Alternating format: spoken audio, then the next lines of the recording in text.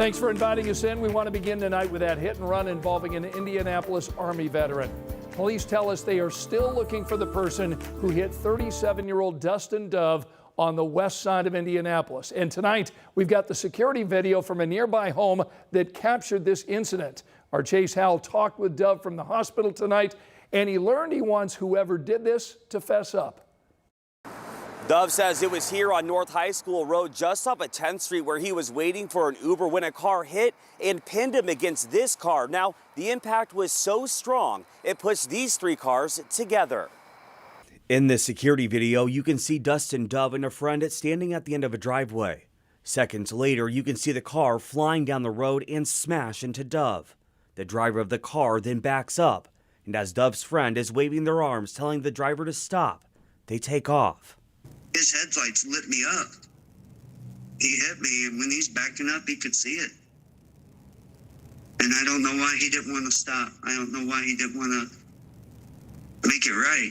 Dove spent 8 years in the Army.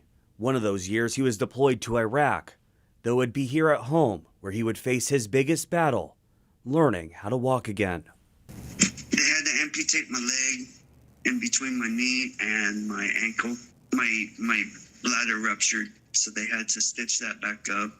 But Dove says it could have been a lot worse, and he's right. According to Indy Pedestrian Safety Crisis, they've counted 3 deadly hit and runs since August 1st, one of them happening within the last week. It's devastating because, you know, these aren't just numbers. There's a person behind each and every one of these incidents and families that are affected. And while Dove wants the person who did this to come forward, his mother is asking the community for their help.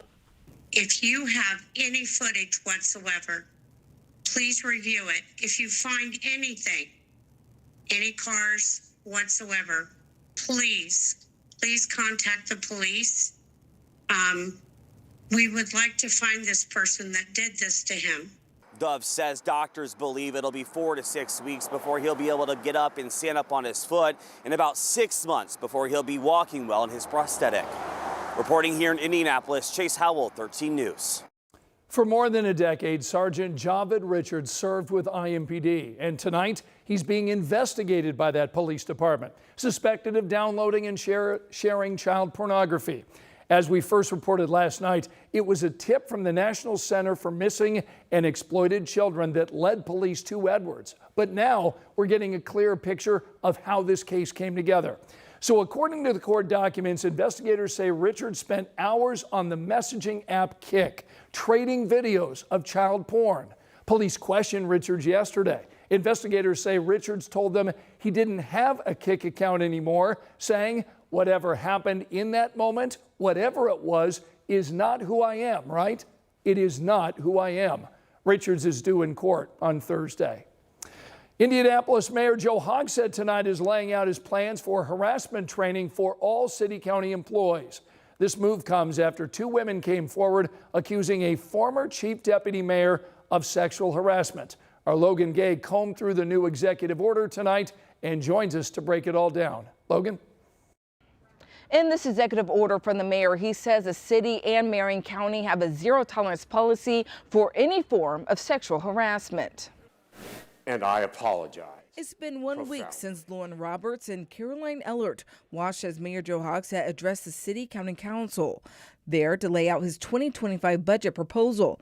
But he also apologized to both women and the anonymous third woman who reported alleged abuse by Thomas Cook. His conduct was a betrayal of the trust placed in him as a public official, a betrayal of my trust, and most importantly, a violation of the city's responsibility to ensure safety and well-being for all employees. During that meeting, Hogsett announced changes to improve protections for employees. On Tuesday, he released this executive order that says now every city-county employee will attend an annual interactive harassment awareness and prevention training program. It was developed by the Division of Human Resources and the Office of Corporation Counsel. The order also says the Office of Corporation will be in charge of keeping track of making sure everyone participates in the training. If an employee fails to complete the mandatory training, they could face discipline. Employees have until December 31st to complete this training.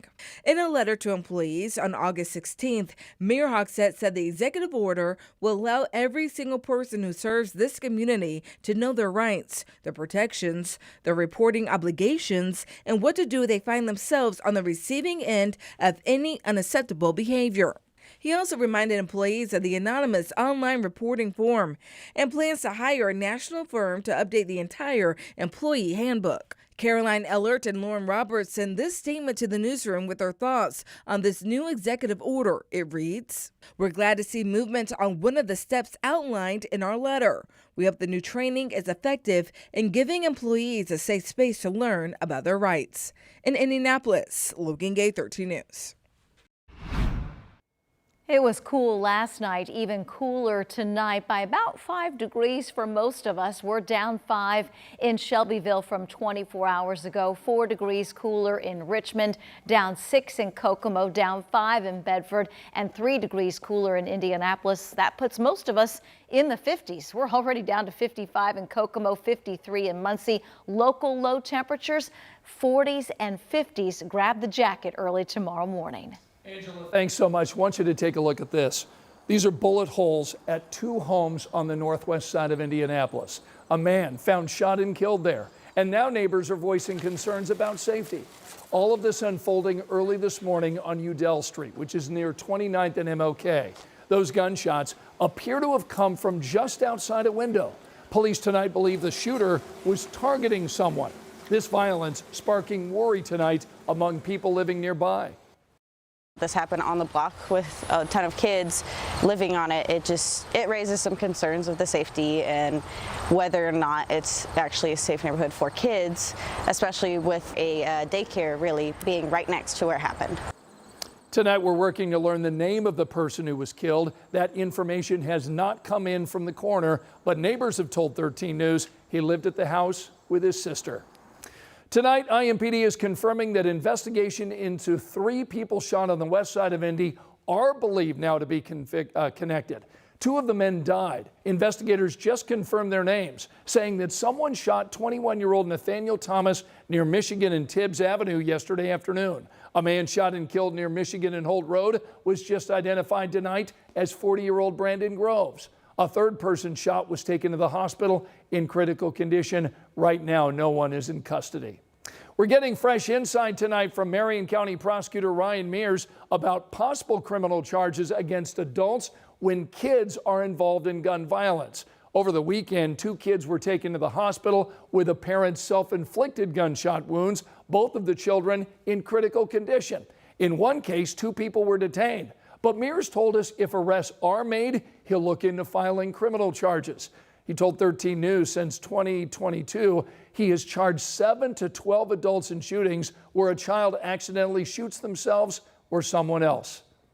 The thought process from us is if you have a firearm, you have a duty and responsibility to store that firearm safely and responsibly and put it in a place where a kid cannot have access to it. Right now, the prosecutor can file child neglect charges. Mears told us if there was a safe storage law here in Indiana, his office could file more charges. A reminder, gun owners can get free gun locks by reaching out to IMPD or the Marion County Sheriff's Office. Here's a look at the other stories making headlines right now. Tonight, 4 people are facing charges for the death of a 15-year-old in Muncie. Latajon Phillips was found shot and killed last Wednesday. The Delaware County prosecutor just filed charges against 4 suspects ranging in age from 16 to 19. That includes 17-year-old Robert Graham III, who was waived to adult court to face a murder charge. Right now, police are trying to figure out what led up to a deadly crash on the northwest side of Indianapolis. A pedestrian was killed. All of this unfolding last night near 56th and Georgetown. Police tell us the driver stayed at the scene.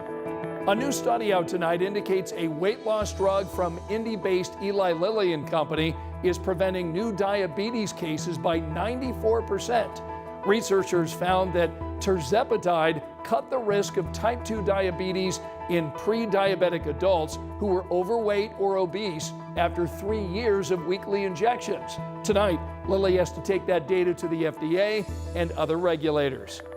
Tonight, we're taking a closer look at the travel numbers for 2024. It has been a record year so far at Indianapolis International. It makes sense when you think back over the last several months to all of the big events like NBA All-Star Weekend, the Eclipse, Olympic swim trials, and the Indy 500. Remember, you can find all of our latest local stories anytime on our 13 News app.